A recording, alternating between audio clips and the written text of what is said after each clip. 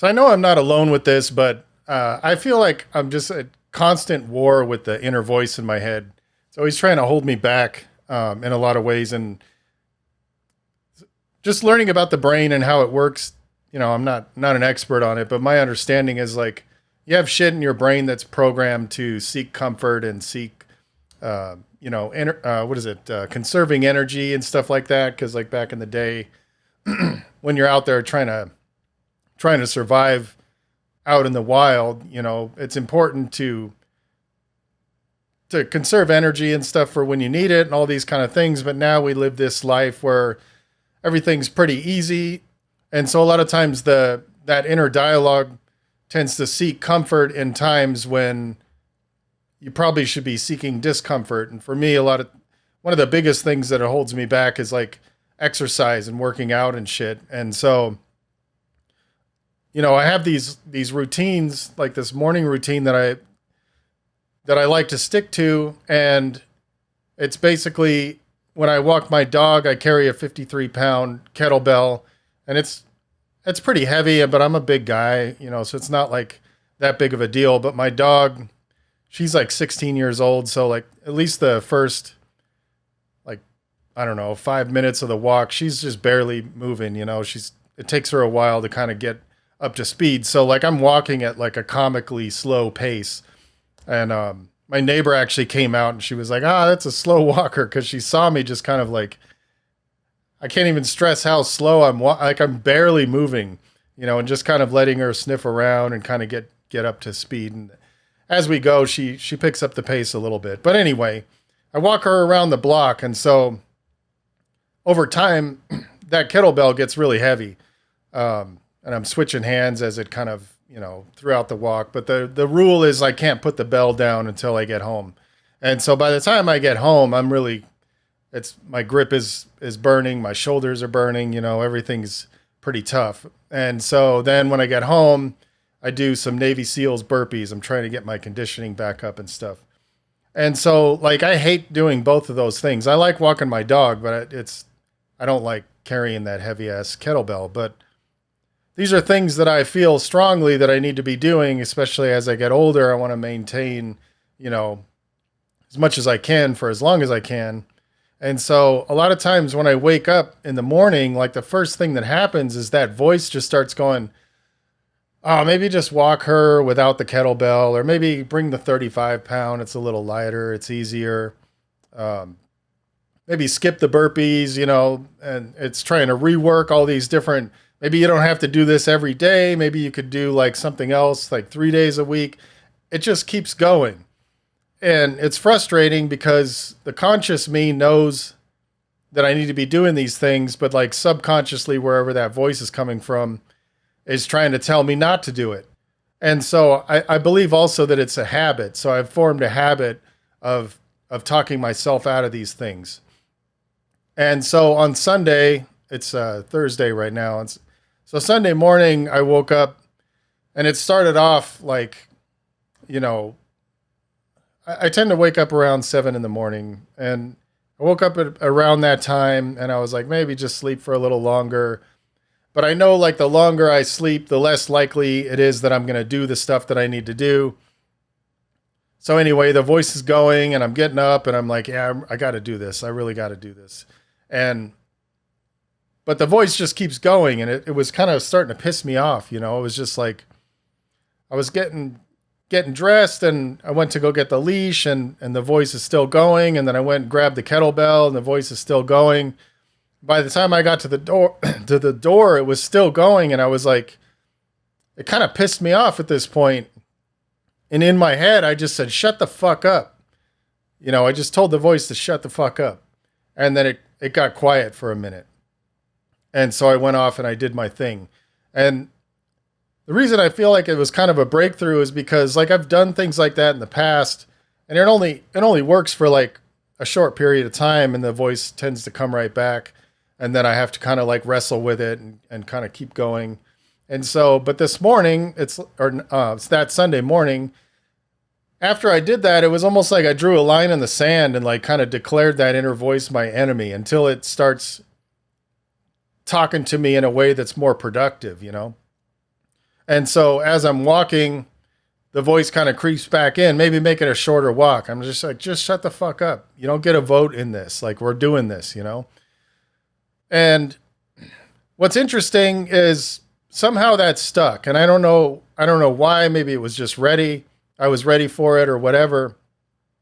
But since that happened, and it was a pivotal moment for me, because I remember, like, it happened as I was walking out the door. That's when I said that in my head. And it's just sort of stuck. Every morning I still wake up and the voice kind of creeps in, and I just kind of tell it the same thing. I just shut it down immediately, and I do the shit that I set out to do. And so I haven't missed a day yet. It hasn't been that many days, so I'm like hoping it's going to stick for a while. But it just got me thinking just about how that inner voice can really hold us back. And it can hold us back for like our entire lives if we let it. And so there's a couple of books that talk about this, and the Untethered Soul was one of them. And that one was a good one because it really broke down sort of how to look at the voice. It was like, if you imagine that voice as if it was an actual person that was with you at all times, because your voice is always there, or the voice in your head. When you're sleeping, when you're awake, when you're eating, when you're doing whatever, it's always there, and it can always creep in and kind of, try to seek comfort and steer you in the wrong direction. And it said to imagine if that was a real person. And it went on all these examples of like, switching things. It's like, oh, I forgot to call so-and-so, and oh, I don't want to go out and do this because, such and such is going to happen. Your voice is just constantly sort of fucking with you. And then the book asked the question. It said, like, if that was a real person, would you want to hang out with that person? Would you want that person with you 24 hours a day? And I would imagine the vast majority of us would be like, hell no. Like, I don't want to hang out with that person. That would be a total nightmare. You're sitting there watching TV, and it's just sitting there in your ear, fucking talking all this shit all the time. And another book that talks about it, it didn't really talk about it so much. Well, maybe it did. I don't remember. But it's called The War of Art by Stephen Pressfield. Not The Art of War, The War of Art. And he talked about it as this, he calls it this force called resistance. And he said resistance is going to pop up anytime you are trying to do something to better yourself. Anytime that the mission is important, that resistance is going to show up. And so the resistance for me, and I'm assuming that's what he's talking about, is that inner voice that comes in and tries to talk you out of doing these things. And so for the longest time, especially after I read The Untethered Soul, I was like, yeah, that's a really good point. Like, I wouldn't want to hang out with that person. But it's like trying to get past that sort of realization that you wouldn't want to hang out with that person to the point where like you actually have some control over it. It's very difficult. Like, there's no blueprint. There's no like step-by-step guide on how to do it. Maybe there is, but I don't know if that's even possible. It's just something that like you have to come to that realization somehow.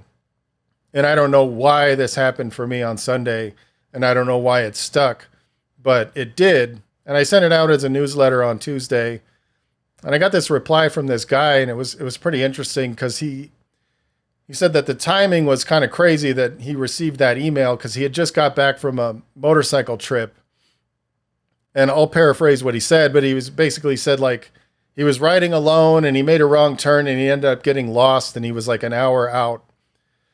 And he's trying to make his way back, and like, I don't know very much about riding in the desert, but like the way he described it, it sounded like the terrain was not really conducive to riding a motorcycle through. So like it took him like several hours to find his way back to the camp.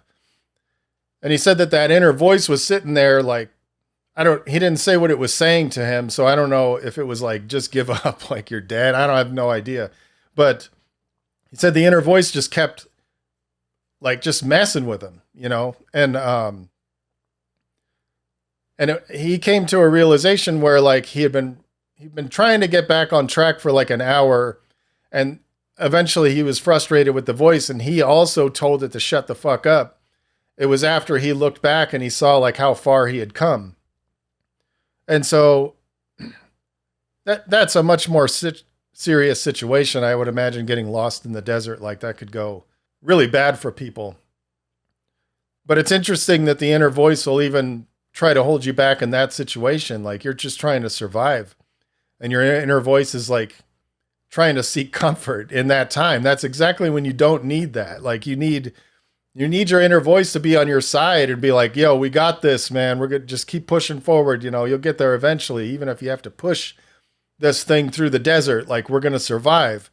But it didn't sound like that's what his voice was doing for him. It was like trying to hold him back in some way, which is crazy. It's like, so as far as like, I don't have any action steps for this, but it was a realization that I came to. And,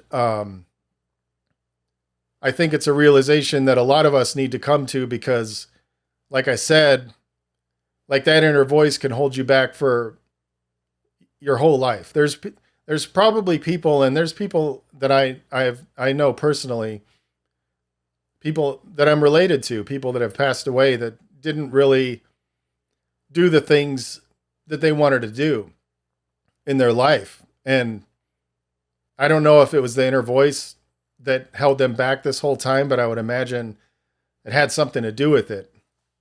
And I know for me, there's a lot of things that I want, especially like with physical health. Like it's been years where I'm just like right at the cusp of where I want to be. And I don't get over that last, I don't know, that last bit to get exactly where I want to be. I'm like not that far, but it's like, it's always that inner voice comes in. And it's like, take it easy. Like, it's no big deal. Like, you'll get to it.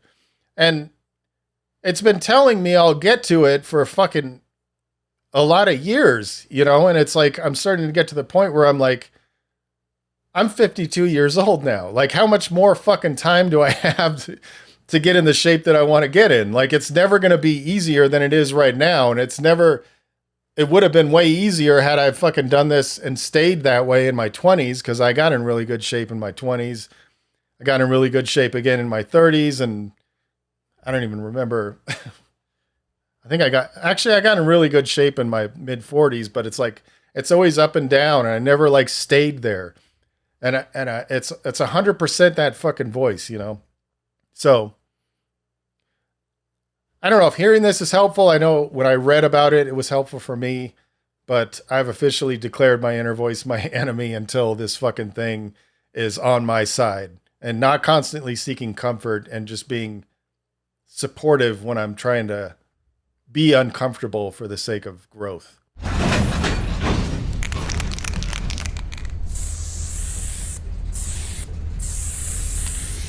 All right.